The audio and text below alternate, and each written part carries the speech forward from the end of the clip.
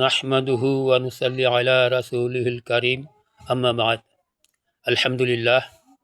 সম্মানিত জ্ঞানোন্বেষী, বিজ্ঞ, বিশেষজ্ঞ এবং সকল ভাই ও বন্ধু এবং বোন সকল, আমি মোহাম্মদ আফসার আলী। আপনারা হয়তো অনেকেই জানেন যে বিভিন্ন প্রচার মাধ্যমে, বিভিন্ন মিডিয়ায় আমার বিজ্ঞান গবেষণার তথ্য আপনারা হয়তো জানতে পেরেছেন যে আমি জ্বালানিবিহীন, অর্থাৎ ডিজেল, পেট্রোল এবং যে কোনো জ্বালানি ছাড়া এবং বিদ্যুৎ ছাড়া স্বয়ংক্রিয়ভাবে শুধুমাত্র বায়ুকে ব্যবহার করে এবং গতি এবং স্থিতিজড়তাকে একই দিকে স্বয়ংক্রিয়ভাবে নির্দিষ্টভাবে নিয়ন্ত্রণ করে স্বয়ংক্রিয় যান্ত্রিক ইঞ্জিন উদ্ভাবন করা সম্ভব, এই নিয়ে চেষ্টা করতেছি। আর এইটা কার্যকর করার জন্য আমি বিভিন্ন বিশেষজ্ঞগণের সঙ্গে দেখা করি, যেমন ঢাকা বিশ্ববিদ্যালয়, বাংলাদেশ বিজ্ঞান জাদুঘর, বিজ্ঞান ও প্রযুক্তি জাদুঘর, তারপরে BCSIR ধানমন্ডি, এমনকি বাংলাদেশ এরকম বিজ্ঞান ও প্রযুক্তি বিশ্ববিদ্যালয় ঢাকা, ইঞ্জিনিয়ারিং বিশ্ববিদ্যালয় ঢাকা বিশ্ববিদ্যালয়, এখানেও গেছি। কিন্তু তারা আমাকে এই ভয় দেখায় যে যেখানে মহাকর্ষ বল কার্যকর এবং প্রতি বর্গ সেন্টিমিটারে বায়ুমণ্ডলের চাপ হলো 10 নিউটন বা 1 কেজি ওজনের সমান। সুতরাং এই দুই বাধা আপনার ইঞ্জিন বা আপনার সূত্র কার্যকর হবে না। এটা হইতে পারে আসমানের উপরে অথবা জমিনের নিচে। এই জন্য আমি এই দুই বিষয় নিয়ে আবার গবেষণা শুরু করি। আমার গবেষণায় দেখা যায় বিজ্ঞানী নিউটনের মহাকর্ষ সূত্র এবং বল এটা সম্পূর্ণ কাল্পনিক, এতে বাস্তবতার বা সত্যের কোনো অংশই নেই। এবং বায়ুমণ্ডলীয় চাপ পরীক্ষা নিরীক্ষা করে দেখা গেছে, যদিও আমরা বিজ্ঞানী টেলিসির বায়ু পারদ চাপমাপ যন্ত্রের ক্রিয়া দেখি যে যন্ত্রের বর্ণনা সঠিক, বাস্তব, কিন্তু এর বর্ণনা সম্পূর্ণ ভুল এবং উল্টা, মিথ্যা।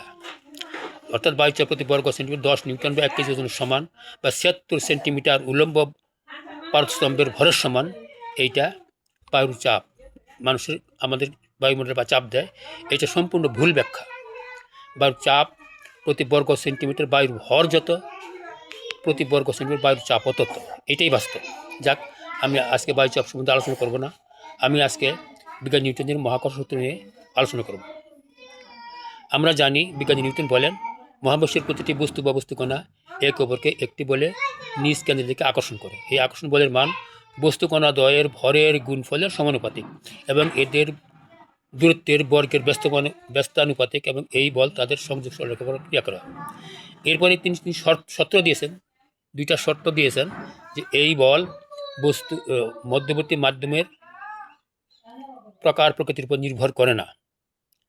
এমনকি কথা বলছেন যে অভিকর্ষ ত্বরণ বস্তুর ভরের উপর নির্ভরশীল নয়।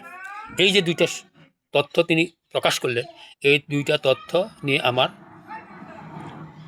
এরকম দ্বন্দ্ব দেখা দেয়। এটা কেমন কথা যে প্রাকৃতিক শক্তিকে, প্রাকৃতিক নিয়মকে অস্বীকার করলেন? এটা হইতেই পারে না।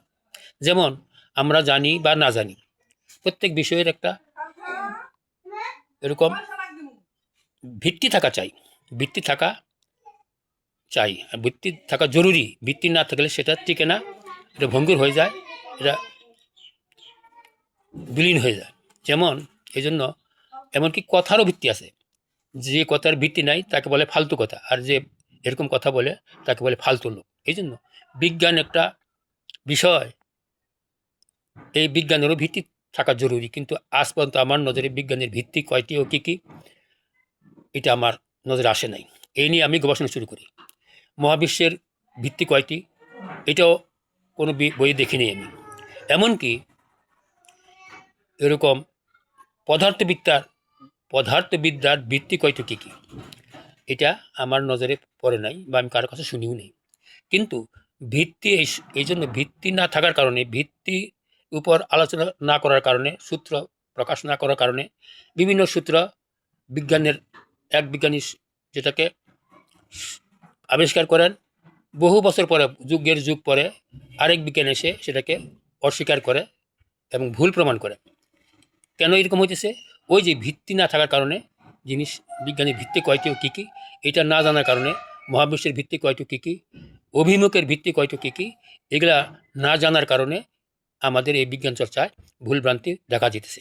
এই জন্য বিজ্ঞানী নিউটনের মহাকর্ষ সূত্র এটা জানা যাবে মহাবিশ্বের তথা পদার্থবিদ্যার ভিত্তি কয়টি কী কী।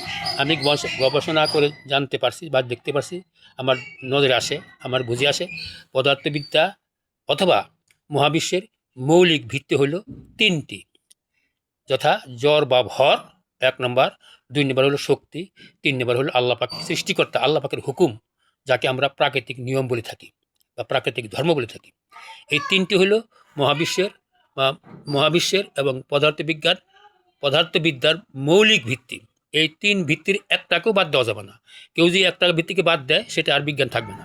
যেমন ওই যে আগে বললাম, বিজ্ঞানী নিউটন মহাকর্ষ সূত্রে এই 3টি ভিত্তির ভিতরে 2টি ভিত্তির বা একটি ভিত্তিকে সম্পূর্ণ সে অস্বীকার করছে। যেমন অভিকর্ষ বল মধ্যবর্তী মাধ্যমের প্রকার প্রকৃতির উপর নির্ভর করে না। এই জন্য আমাদের ভিত্তিগুলো নিয়ে আলোচনা করা দরকার। এখন সবগুলো ভিত্তি নিয়ে আমি আলোচনা করব না, শুধুমাত্র একটি ভিত্তি নিয়ে আলোচনা করব। যেমন আল্লাহ পাকের হুকুম বা প্রাকৃতিক নিয়ম। এই ধর্ম বা নিয়ম 2 প্রকার। 3 নম্বর ভিত্তি যেটা বললাম, প্রাকৃতিক নিয়ম অর্থাৎ আল্লাহ পাকের হুকুম, এটা 2 ভাবে ক্রিয়া করে। একটা হলো জড়ের বা বস্তুর সহজাত ধর্ম বা সহজাত স্বভাব। 2 নম্বর হলো কার্যকারণ ধর্ম বা পূর্বাপর পারস্পর্যের বিধান, যার দ্বারা কোনো কিছুর পরিবর্তন ঘটে। এই 2 ধর্মেই ক্রিয়া হয়। এই জন্য বিজ্ঞানী নিউটন এই 2 ধর্মকেই, অর্থাৎ পদার্থবিদ্যার 3 ভিত্তির ভিতরে এক ভিত্তি যেমন প্রাকৃতিক নিয়ম, এটাকে তিনি অস্বীকার করছেন। যেমন বলছেন, অভিকর্ষ বল বস্তুর গুণ মান অর্থাৎ প্রকার প্রকৃতির উপর নির্ভর করে না, আকার আকৃতির উপর নির্ভর করে না। আচ্ছা, এই যে সে অস্বীকার করলো পদার্থবিদ্যার যে নির্ভর করে না, নির্ভর না করার মানে হলো সে এই বলটাকে সে অস্বীকার করলো। প্রাকৃতিক নিয়ম, বস্তুর গুণমানকে সে অস্বীকার করলো। তো বস্তুর গুণমান অস্বীকার করলে এই সূত্র, অর্থাৎ 3টি ভিত্তির একটি ভিত্তি বাদ পড়ে গেল। ভিত্তি যদি বাদ পড়ে যায়, তাহলে সেটা আর বিজ্ঞান থাকে না। তার প্রমাণ, এটা প্রমাণ হলো, যেমন বিজ্ঞানী নিউটনের গতির প্রথম সূত্র দ্বারা প্রমাণ করা যায় যে মহাকর্ষ সূত্র বাতিল বা ভুল বা কাল্পনিক। যেমন গতির প্রথম সূত্র বলছেন, বাহ্যিক বল প্রয়োগ না করলে স্থির বস্তু স্থির এবং গতিশীল বস্তু সুষম গতিতে সরল পথে চলতে থাকে। এই যে কথাটা তিনি বললেন, এই কথাটা পুরোপুরি বাস্তব। অর্থাৎ তিনি বস্তুর একটা স্বাভাবিক ধর্ম, সহজাত ধর্ম এখানে প্রমাণ করছেন। সে প্রমাণটা কি? যে বস্তু যে অবস্থায় আছে চিরদিন ওই অবস্থায় থাকতে চাওয়ার যে ধর্ম বা প্রবৃত্তি বা স্বভাব, সেটা হলো বস্তু যে অবস্থায় আছে চিরকাল সেই অবস্থায় থাকতে চায়। তো যে বস্তু যে অবস্থায় আছে ওই অবস্থায় গতিশীল বস্তু গতিতেই থাকতে চায়, সে থামতে চায় না, কোনো দিন বাধা না বলে থামবে না। আর স্থিতিশীল বস্তু বাহির থেকে বল প্রয়োগ না করলে সে সচল হবে না বা তার অবস্থানে পরিবর্তন করতে পারবে না। এইটা সত্য। এই সত্যের দ্বারা প্রমাণ হয় প্রত্যেকটা এককভাবে প্রত্যেকটা বস্তুই এরকম কোনো না কোনো 2 জড়তা, কোনো না কোনো জড়তা আছে, হয় গতিতে আছে না স্থিতিতে আছে। এখন যে বস্তু আপন অবস্থানের পরিবর্তন করতে পারে না, তার জন্য বাহ্যিক বলের প্রয়োজন। তখন পৃথিবী একটি বস্তু, সামগ্রিকভাবে পৃথিবী একটি বস্তু। আর পৃথিবী, আমরা সবাই জানি, পৃথিবী আপন কক্ষপথে ঘুরতেছে, অনবরত ঘুরতেছে, সে থামতে পারতেছে না। তো যে বস্তু নিজে নিজে থামতে পারে না, সে আবার অপরকে আকর্ষণ করে কেমনি? ঠিক যে বস্তু স্থিতিতে আছে সে আর নড়াচড়া করতে পারে না। এখন পৃথিবী সামগ্রিকভাবে গতিতে আবদ্ধ, কিন্তু আবার গতি আমরা সবাই জানি দুই প্রকার। একটা হলো দুনিয়াতে মুরব্বীরা বলেন বা বিজ্ঞানীরা বলেন, দুনিয়াতে এরকম কোনো জিনিস নাই যে আপেক্ষিক, সব জিনিস আপেক্ষিক, চিরদিন গতিতে আছে। হ্যাঁ, একটা গতি দুই রকম, একটা আপেক্ষিক গতি, একটা সাধারণ গতি, চলন গতি। এই গতি নিয়ে আমি এখন আলোচনা করব না, শুধু এতটুকু বলবো যে গতি এবং স্থিতি এই দুইটি জড়তা, এই দুই জড়তার যে কোনো এক জড়তায় বস্তু বন্দি আছে। আর বিজ্ঞানের আরেকটা সূত্র হলো শক্তি, ভর এবং শক্তি। এই ভর এবং শক্তি দুইটা মিলে একটা ব্যাংকের মতো, গোডাউনের মতো বা একটা বাক্সের মতো। এই শক্তি আপনা আপনি বস্তুর ভিতরে শক্তি আছে।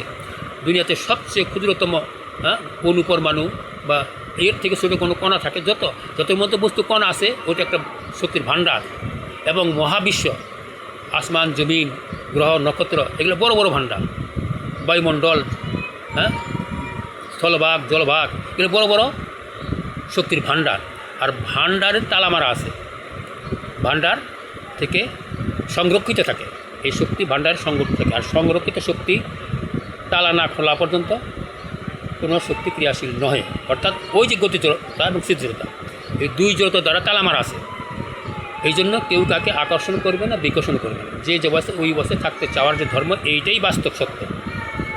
তবে বিজ্ঞানী নিউটনের গতির প্রথম সূত্র আমি এটাকে অসম্পূর্ণ মনে করি, কেননা তিনি বাহ্যিক বল কী এবং বাহ্যিক বলের উৎস কী, কোত্থেকে বাহ্যিক বল কীভাবে প্রয়োগ হবে, এইটা তিনি ব্যাখ্যা করেন। অর্থাৎ ওই যে বললাম, পদার্থবিজ্ঞানের ভিত্তি হইল তিনটি: এক নম্বর জড়, দুই নম্বর শক্তি, তিন নম্বর আল্লাহর হুকুম বা প্রাকৃতিক নিয়ম। এই তিন ভিত্তির পূর্বাপর পারস্পর্যে, যেটা বলছি আমি আগে বলছি যে জড় এবং শক্তি, এটা শক্তির ভাণ্ডার। দেহ এবং প্রাণ মিলে যেরকম জীবন, ঠিক এরকম শক্তি এবং জড় মিলে হল, ভর মিলে হলো পদার্থ। বা আর পদার্থ আবার জড় আবার দুই প্রকার, একটা জীব জড় আর অজীব জড়। যাক, এগুলোর ব্যাখ্যা এখন সম্ভব না, আমি শুধু যতটুকু আমার বিবেকে ধরে ততটুকু বললাম। ঠিক, যেহেতু বিজ্ঞানী নিউটন বলছেন যে মহাকর্ষ একে অপরকে আকর্ষণ করে, কিন্তু আমি বললাম যে যেহেতু বস্তু, প্রত্যেকটা বস্তু শক্তির ভাণ্ডার, অণুপরমাণু থেকে জলভাগ স্থলভাগ আসমান জমিন গ্রহ নক্ষত্র যা কিছু দেখি বা না দেখি, এরকম সব কিছু শক্তির ভাণ্ডার। আর এই ভাণ্ডারগুলা সংরক্ষিত শক্তি। আর সংরক্ষিত শক্তি ওইরকম ওই যে প্রাকৃতিক নিয়ম যেটা বললাম, আল্লাহর হুকুম, পূর্বাপর পারস্পর্য এবং গুণমান, এই দুইটা ধর্ম যদি বাদ দেওয়া হয় তাহলে কোনো ক্রিয়াই করবে না। অতএব বিজ্ঞানী নিউটনের যে বলছেন একে অপরকে আকর্ষণ করে, এইটা বাস্তব নয়, এটা কাল্পনিক। কেননা গোডাউনের বাক্সের বন্ধ গোডাউন বা বন্ধ বাক্সের বা ব্যাংকের তালা না খোলা পর্যন্ত শক্তি ক্রিয়াশীল হবে না, কেউ কাউকে টানবে না, ধাক্কাও দেবে না। এটা গেল সূত্রগত প্রমাণ। আরেকটা প্রমাণ হলো বস্তু। বিজ্ঞানী নিউটন ইস্ট কেমনি আবিষ্কার করলেন আমরা সবাই জানি। বিজ্ঞানী একটি আপেল গাছে এসে বসাছিলেন, আর ফল উপরের দিকে ফাঁকা ছিল, উত্তর দক্ষিণ পূর্ব পশ্চিম সব দিকে ফাঁকা, চতুর্দিকে ফাঁকা ছিল। অর্থাৎ উপরের দিকে ফাঁকা ছিল, উত্তর দক্ষিণ পূর্ব পশ্চিম ফাঁকা ছিল, কিন্তু অন্য কোনো দিকে না গিয়ে শুধুমাত্র পৃথিবীর দিকে কেন আসলো ফলটা? তখন তিনি অনুমান করলেন পৃথিবী আকর্ষণ করতেছে। তা না হলে উপরে গেল না, নিচে গেল, ডানে বামে সামনে পেছনে গেল না, কেন শুধু নিচের দিকে আসলো? সুতরাং পৃথিবী আকর্ষণ করতেছে। আর এই আকর্ষণকে তিনি ব্যাখ্যা করছেন, শুধু পৃথিবী আকর্ষণ করে না, প্রত্যেকে আকর্ষণ করে। এইটা দ্বারা তিনি সূত্র আবিষ্কার করলেন। আর এই সূত্র তিনি গণিত দ্বারা প্রমাণ করলেন। বাস্তবে এর কোনো প্রমাণ নয়।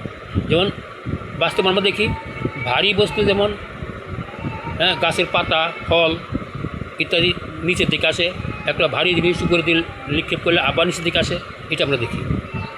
এই জন্য কিন্তু আমরা এটাও দেখি যে বায়ু থেকে যেটা হালকা, বায়ুমণ্ডলে বায়ু থেকে যেটা হালকা সেটি উপর দিয়ে চলে। যেমন এরকম একটা হাইড্রোজেন বেলুন উপর দিকে যায়, আবার ওই আয়তনের একটা কার্বন অক্সাইডের বেলুন নিচের দিকে আসে। তাহলে বোঝা গেল কি যে শুধু এক অপরকে টানে, পৃথিবীর সকলকেই টানে, তাহলে এখানে প্রমাণ হলো হাইড্রোজেন বোমাকে হাইড্রোজেনের বেলুনকে মহাকর্ষ বল টানলো না, অক্সিজেন না কার্বন ডাইঅক্সাইড ভর্তি বেলুনকে পৃথিবী আকর্ষণ করলো। তাহলে আমার এখানে প্রশ্ন যে হাইড্রোজেনের বেলুনকে মহাকর্ষ শক্তি চোখে দেখলো, আর আর হাইড্রোজেনের অর্থাৎ কার্বন ডাইঅক্সাইড এর বেলুন এইটাকে মহাকর্ষ বল অর্থাৎ পৃথিবীর অভিকর্ষ বল চোখে দেখলো এবং এটাকে আকর্ষণ নিচে নামাইলো, কিন্তু হাইড্রোজেন ভর্তি বেলুন এইটাকে মহাকর্ষ বল চোখেও দেখলো না, এটাকে নিচের দিকে নামাইলো না। এর কারণ কি? এর কারণ মহাকর্ষে কেউ টানেও না, ধাক্কাও দেয়। তবে হ্যাঁ, ওই যে উনি যে সূত্রটা বাদ দিয়েছেন, অভিকর্ষ বল বা মহাকর্ষ বল বস্তুর প্রকার প্রকৃতির উপর নির্ভর করে না, এই যে সূত্র তিনি বাদ দিলেন, অস্বীকার করলেন, এইটাই আসল কারণ। আমরা জানি বায়ুমণ্ডল আর জলভাগ এবং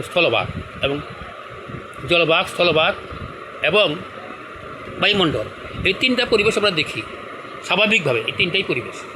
এখন বায়ু থেকে যেটা হালকা সেটা উপর দিকে যাবে, এটা তার সহজাত ধর্ম। আমি আগে বলি নাই, সহজাত ধর্ম। এই জন্য আমাদের এটাও জানতে হবে অভিমুখের ভিত্তি কয়টি, অভিমুখের মৌলিক ভিত্তি কয়টি, এটা আমাদের জানতে হবে। কিন্তু অভিমুখের মৌলিক ভিত্তি আমার মনে হয় বিজ্ঞানী নিউটনের জানা ছিল না, যার ফলে তিনি এইটা কী করছেন। অভিমুখের মৌলিক ভিত্তি আমি শুধু এগুলো বিস্তারিত ব্যাখ্যা পরে দেওয়া যাবে ইনশাল্লাহ। আমি এরকম কার্যকারণে বিজ্ঞান ও দর্শন এই প্রবন্ধে আমি পুরাপুরিভাবে এগুলোর ব্যাখ্যা করছি।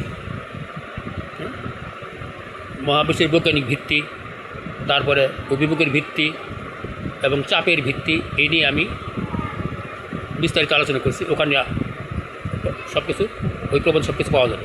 আমি এখন শুধু এতটুকু জানি, মহাবিশ্বের বৈজ্ঞানিক ভিত্তি, মৌলিক ভিত্তি তিনটি: জড় বা ভর, শক্তি এবং আল্লাহর হুকুম বা প্রাকৃতিক নিয়ম, এই তিনটি। আর পদার্থবিদ্যারও ভিত্তি এই তিনটি, কারণ মহাবিশ্ব পদার্থ এবং শক্তি এবং অর্থাৎ জড় এবং পদার্থ মিলেই পৃথিবী বা বস্তু, যা নিয়ম মাফিক সচল রয়েছে। অর্থাৎ এই তিনটি জিনিসের দ্বারাই মহাবিশ্ব চলতেছে। আর পদার্থবিদ্যারও ভিত্তি তিনটি: ভর, শক্তি এবং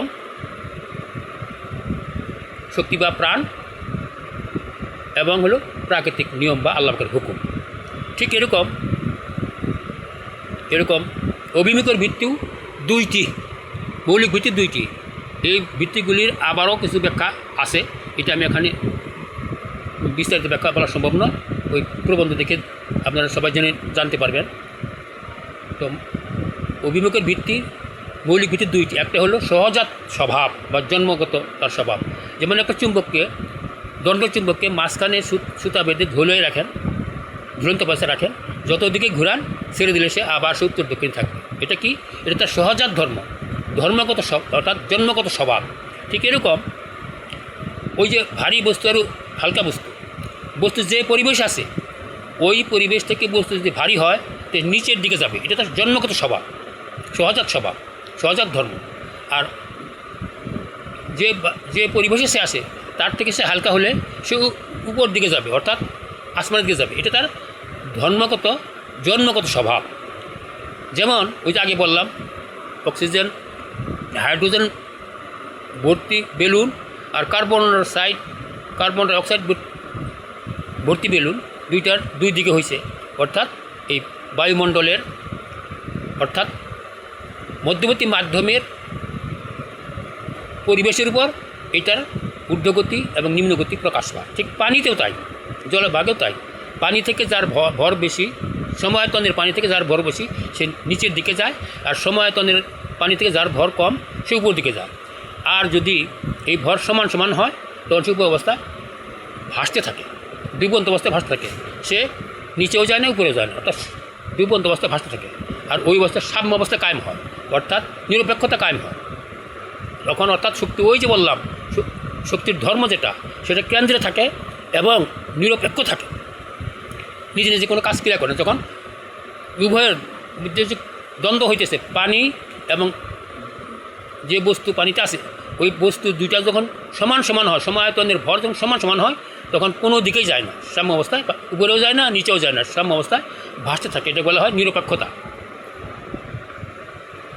এটা তখন ওই যে তালামারা শক্তি তখন তালামারা থাকে, আবদ্ধ থাকে, এই আবদ্ধ হয়ে গেল শক্তি, অর্থাৎ স্থির অবস্থায় আসে গেল। এই জন্য বোঝা গেল বিজ্ঞানী নিউটন ওই যে অভিজ্ঞতা আরেকটা ভিত্তি হলো বাহ্যিক বল প্রয়োগ। অভিমুখের ভিত্তি দুইটা, একটা হলো স্বভাবজাত বা সহজাত ধর্মের অভিমুখ, আরেকটা হলো বাহ্যিক বল প্রয়োগের অভিমুখ। এটা বিজ্ঞানী নিউটনের দ্বিতীয় সূত্র দ্বারা প্রমাণ হয়। বিজ্ঞানী নিউটনের গতির দ্বিতীয় সূত্রে প্রমাণ হয়। বস্তুর ভরবেগের পরিবর্তন হার প্রযুক্ত বলের সমানুপাতিক এবং বল যেদিকে ক্রিয়া করে সেই দিকে বস্তুর স্মরণ ঘটে। এই সূত্র দ্বারা প্রমাণ হয় দুইটা জিনিস, একটা হলো সহজাত ধর্মীয় অভিমুখ, একটা হলো বাহ্যিক বল প্রয়োগের অভিমুখ। এই দুইটা হলো অভিমুখের মৌলিক ভিত্তি। এর থেকে আরও ভিত্তি আসতে পারে, যেমন চতুর্মুখী অভিমুখ, যেমন এই দুই ভিত্তি থেকে আরও ভিত্তি আছে। এটা বিস্তারিত আমি ব্যাখ্যা করছি। এরকম কার্যকারণে বিজ্ঞান ও দর্শন প্রবন্ধ।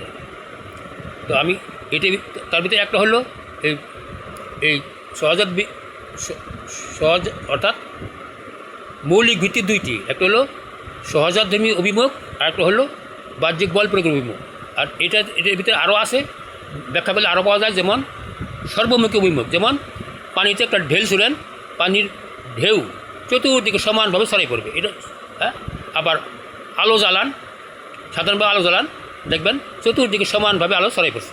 এই জন্য এটা হলো সহজাতধর্মী অভিমুখের আবার প্রকারভেদ। এটি বিস্তারিত ব্যাখ্যা এখন সম্ভব নয়, শুধু ইশারা দিলাম। যাই হোক, বিজ্ঞানী নিউটন যে কথা বলছেন একে অপরকে টানে, এটা সম্পূর্ণ কাল্পনিক। এটা শুধু গণিতের যেহেতু ভিত্তি ছিল না, ভিত্তি না থাকার কারণে একটাকে সে আনুমানিক ভিত্তি ধরে নিছে। আনুমানিক ভিত্তি ধরে, যেমন আদর্শ মানদণ্ড ধরছে, আদর্শ মানদণ্ড ধরে মান বসায় তারপর সে অঙ্ক করছে, সমাধান করছে, সমীকরণের মাধ্যমে সমাধান করে দেখাচ্ছে যে এইভাবে কাজ করতেছে। কিন্তু ভিত্তি যদি মনে করি হয়, তো ফলাফল মনে করি হবে, বাস্তব হবে না। যাক, আরেকটা কথা বলি, বিজ্ঞানী নিউটন এরকম একটা কথা বলছেন যে অভিকর্ষ ত্বরণ যেটা, ওজন যেটা, বস্তুর ওজন যেটা, যেমন ভূপৃষ্ঠ থেকে নিচে কোনো স্থান থেকে বস্তুর ওজন নিচে যত যায় তত ওজন কমতে থাকে, আবার ভূপৃষ্ঠ থেকে উপরে যত দিকে যায় তত ওজন কমতে থাকে। ভূপৃষ্ঠে বস্তুর ওজন সবচেয়ে বেশি। এর কারণ কি? উনি কারণ ব্যাখ্যা বলছেন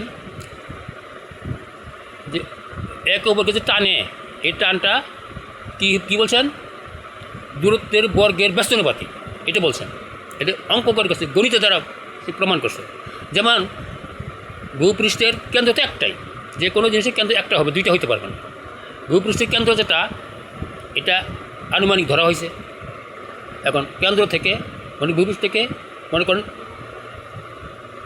কিছু দূরে, মনে করেন একটা ভূপৃষ্ঠে একটা যে বস্তুর ওজন মনে করেন এক গ্রাম, মনে করেন 5 কিলো নিচে, ভূপৃষ্ঠ 5 কিলো নিচে বা কিছু নিচে, এর ওজন ভূপৃষ্ঠ থেকে নিচে কমবে, কিছু কম মনে হবে। আর অথচ বলছে পৃথিবীর কেন্দ্রে যতই যাওয়া যাবে, আর পৃথিবীর কেন্দ্রে বলছে ওজন শূন্য। তো উনি প্রমাণ করছেন, কারণ কি, যে বস্তু ভূপৃষ্ঠের কেন্দ্রের দিকে তত বস্তুর ওজন বাড়ার কথা, কিন্তু কমে কেন? উনি ব্যাখ্যা করছেন এইভাবে যে বস্তুর যে স্থানে আছে ওই স্থান থেকে উপরের দিকে পৃথিবীর আকর্ষণ থেকে বস্তুটি বঞ্চিত হয়, যার ফলে পৃথিবীর যে স্থান আছে ওই স্থান থেকে পৃথিবীর কেন্দ্র পর্যন্ত জায়গা কম, দূরত্ব কম, এই জন্য আকর্ষণ কম হওয়ার কারণে বস্তুর ওজন কমে যায়। এটা একটা গণিতের একটা কারসাজি, গণিতের একটা ব্যাখ্যা, গণিতের ব্যাখ্যা যতই সত্য হোক, যতই সঠিক হোক, কিন্তু মানদণ্ড যেহেতু ভুল ধরছে, আর মানদণ্ড ভুল ধরে এটাকে ব্যাখ্যা করছে।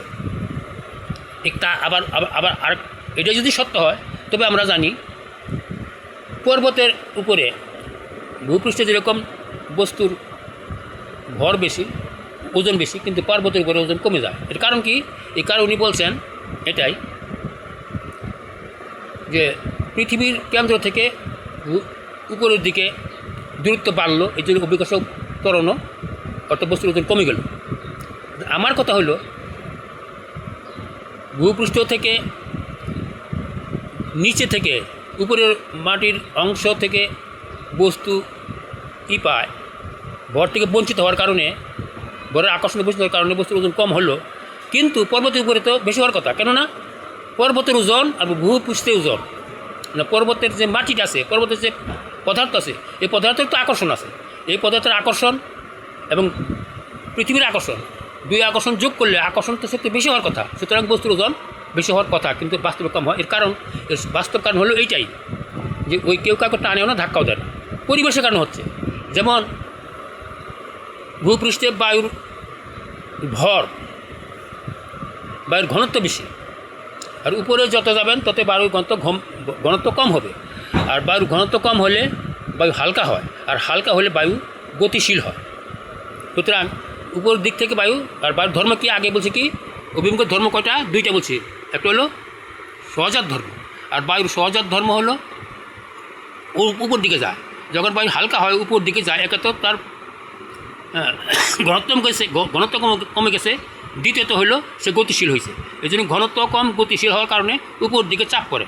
উপর দিকে চাপ পড়ার কারণে বস্তুর ওজন পর্বতের উপরে কম মনে হয়, কম হয়। ঠিক এরকম উপরে উঠতে উঠতে উঠতে উঠতে ওই বায়ুর ঊর্ধ্বমুখী চাপ এবং বায়ুর ভর যখন সমান সমান হয়, তখন বস্তু আর উপরেও যায় না, নিচেও পড়ে না, সমমানে ভাসতে থাকে।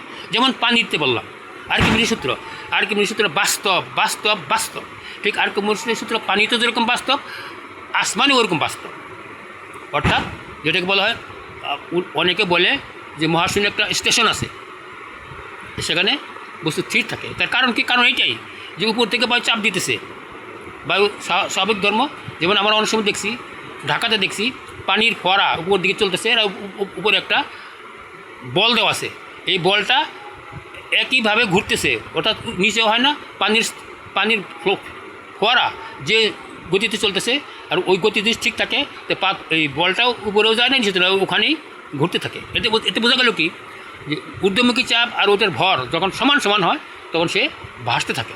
ঠিক এরকম তাহলে বোঝা গেল কি, যে বিজ্ঞানী নিউটন যে কথা বাদ দিয়েছেন, যে অভিকর্ষ বল বস্তুর প্রকার, মধ্যবর্তী মাধ্যমের প্রকার প্রকৃতি নির্ভর করে না, এই কথাটা বাদ দেওয়াতে, অস্বীকার করাতে কী হলো, যে মহাকাশ কী হলো, যে মহাবিশ্বের যে তিনটি মৌলিক ভিত্তির কি তুমি একটিকে বাদ দিয়েছেন, আর একটির ভিতরে দুইটি জিনিস আছে। একটা হলো কি সহজাত ধর্ম, একটা হলো কার্যকারণ ধর্ম বা পূর্ব পারস্পর্যের ধর্ম। এই দুই ধর্মকে বাদ দেওয়ার কারণে মহাকর্ষ সূত্র বাতিল। এটা কাল্পনিক, কেউ কাউকে টানেও না, ধাক্কাও দেন। আরেকটা কথা হলো এই, বিজ্ঞানী নিউটন বলছেন বস্তুর ত্বরণ, অভিকর্ষ ত্বরণ বস্তুর ভরের উপর নির্ভরশীল নয়।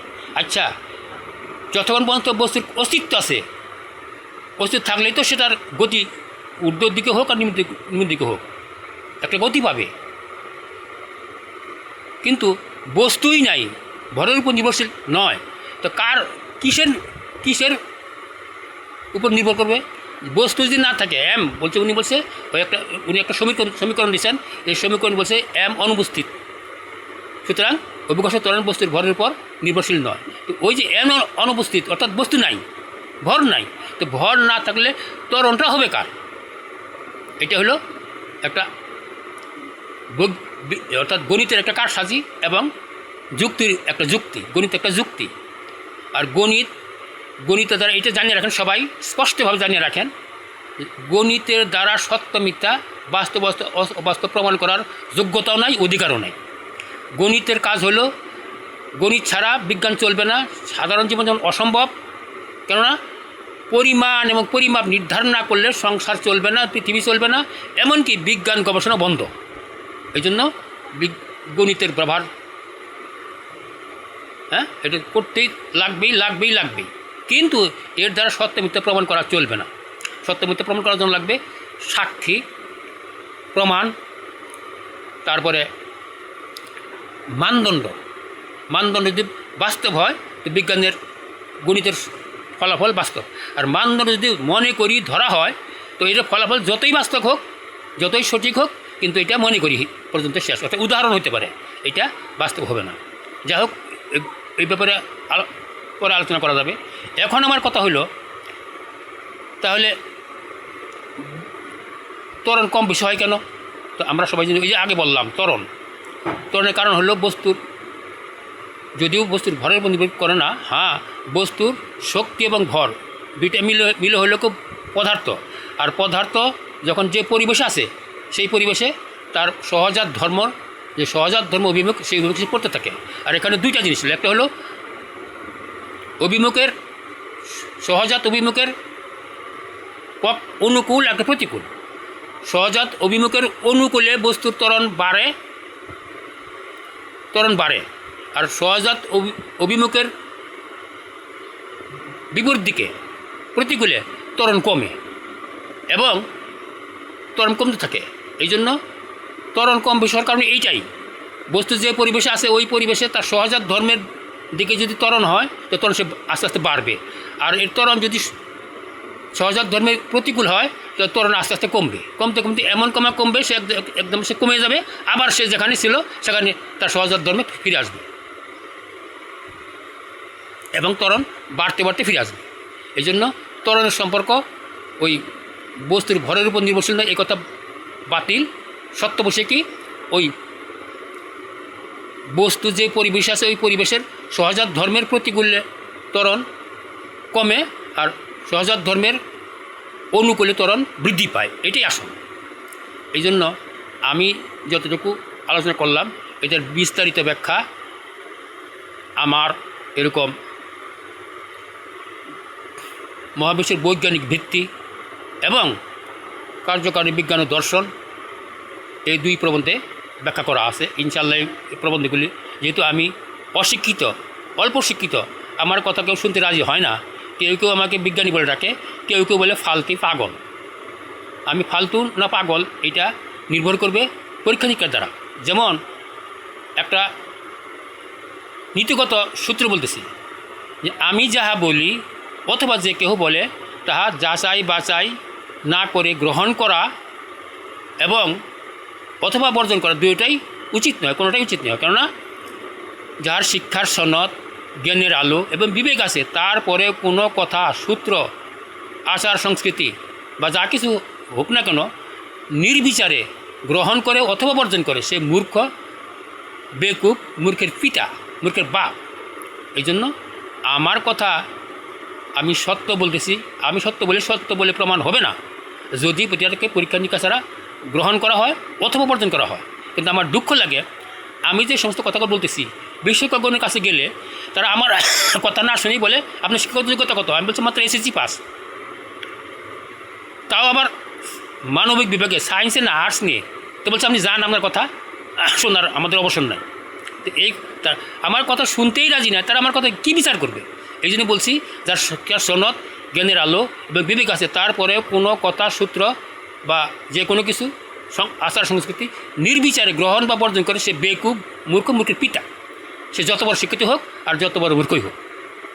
এই জন্য সত্য জিনিস হলো কি, যেই বলুক তার কথাটাকে আগে আমাদেরকে বিবেকে নিতে হবে, বিচার করতে হবে, পরীক্ষা নিরীক্ষা করতে হবে, তারপরে সত্য মিথ্যা বা ভুল সঠিকের সিদ্ধান্ত আসবে।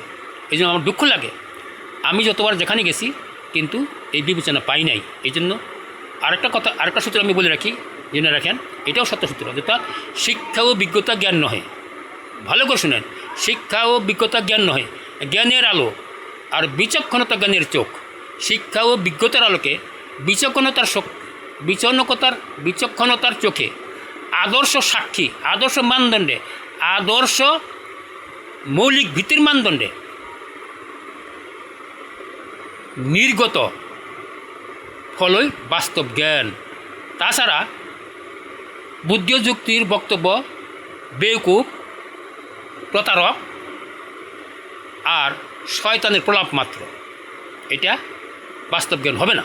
বাস্তব জ্ঞানের জন্য ওই চোখের আলো দ্বারা যখন দেখা যায়, কিন্তু সূর্যের আলো নাই, তখন আর দেখা যাবে না। অর্থাৎ চোখের আলো এবং বাহিরের আলো যখন একত্র হয় তখন দৃষ্টিশক্তি পাওয়া যায়। ঠিক এরকম অভিজ্ঞতার আলো, শিক্ষার আলো আর অভিজ্ঞতার আলো এবং বিবেক বিচারের আলোতে যদি এটা পরীক্ষা নিরীক্ষা করা হয়, তাও কীভাবে বাস্তব সাক্ষী বা বাস্তব কোনো মানদণ্ড, বাস্তব কোনো সূত্রের বিচারে বিচক্ষণতায় বিচার করা হয়, তখন সে আসল জ্ঞান পাওয়া যাবে। তা না হলেও গণিতের ধোকায় আর যুক্তির ধোকায় বাস্তবতা নাও আসতে পারে। এই জন্য শিক্ষা এবং বিজ্ঞতা দুইটাই দরকার এবং বিচক্ষণতা জরুরি। একটা যদি শিক্ষা বিজ্ঞতা হলো বাইরের আলো, আর বিচক্ষণতা হলো চোখ। চোখ হলো বাইরের আলো, বাইরের আলো দ্বারা, যেমন শিক্ষা বিজ্ঞতা হলো বাইরের আলো, শিক্ষা ও বিজ্ঞতা বাইরের আলো, এবং বিচার বিচক্ষণতা এটা হলো চোখের আলোর মতো। এই জন্য বাইরের আলো লাগবে, আবার চোখের আলো লাগবে। চোখও ভালো লাগবে, বাইরের আলো লাগবে। আর চোখ ভালো থাকলেই হবে না, চোখ যদি বন্ধ করে রাখে তাহলেও হবে না। এর চোখ চোখ খোলা রাখতে হবে এবং বাইরের আলো লাগবে, তাহলে সে দেখা যাবে। ঠিক এরকম শিক্ষা ও অভিজ্ঞতাও লাগবে, এটাও লাগবে। আর দিল দেমাগ দ্বারা, বাস্তব প্রমাণের, বাস্তব সাক্ষীর দ্বারা, পুঙ্খানুপুঙ্খানুভাবে ধ্যানের দ্বারা এবং পরীক্ষা নিরীক্ষার দ্বারা এটাকে প্রমাণ করতে পারলে ওইটাই বাস্তব সত্য হবে, ওইটাই বাস্তব জ্ঞান হবে। আলহামদুলিল্লাহ, অনেক কথা বলা হয়ে গেছে। এই জন্য আমার ভুল বাদী সবার কাছে মাপ চাই। আর আমার কথাগুলি যদি কারো বোঝার ভিতরে আসে, তো এটি যদি আমাকে দিবেন, মন্তব্য দিবেন, আমার কথাগুলি মন্তব্য দিবেন, কমেন্ট করে জানাবেন আমাকে। আমার মোবাইল নম্বর হলো 017 83 05 342। আবার বলতেছি 017 83 05 342। এই মোবাইলে আমার সঙ্গে যোগাযোগ করলে আমি চেষ্টা করব, আমার ভুল হলে ভুল থেকে সংশোধন হব, আর সঠিক হয় তো সঠিকের উপরে আপনারা আমাকে সহযোগিতা করবেন। আর আমি যে ইঞ্জিনের কথা বলতেছি, বায়ু ছাড়া ইঞ্জিন চলবে না, ডিজেল, পেট্রোল অর্থাৎ জ্বালানি এবং বিদ্যুৎ ছাড়াই স্বয়ংক্রিয় ইঞ্জিন তৈরি করা সম্ভব। এটা 100% বাস্তব আমার গবেষণা। এটাকে কেউ যদি বিনা পরীক্ষায় এটাকে অসম্ভব বলে, তাকে আমি ওই যে বলছি যে তার শিক্ষা সরল জ্ঞানের আলো আছে, সে ওই আওতায় পড়ে যাবে। এই জন্য আমার ভুল বাদী মাফ চাই। আজ এই পর্যন্ত। সুবহানাল্লাহি বিহামদিহি, সুবহানাকাল্লাহুম্মা ওয়া বিহামদিকা, আশহাদু আল্লা ইলাহা ইল্লা আনতা, আস্তাগফিরুকা ওয়া আতুবু ইলাইক।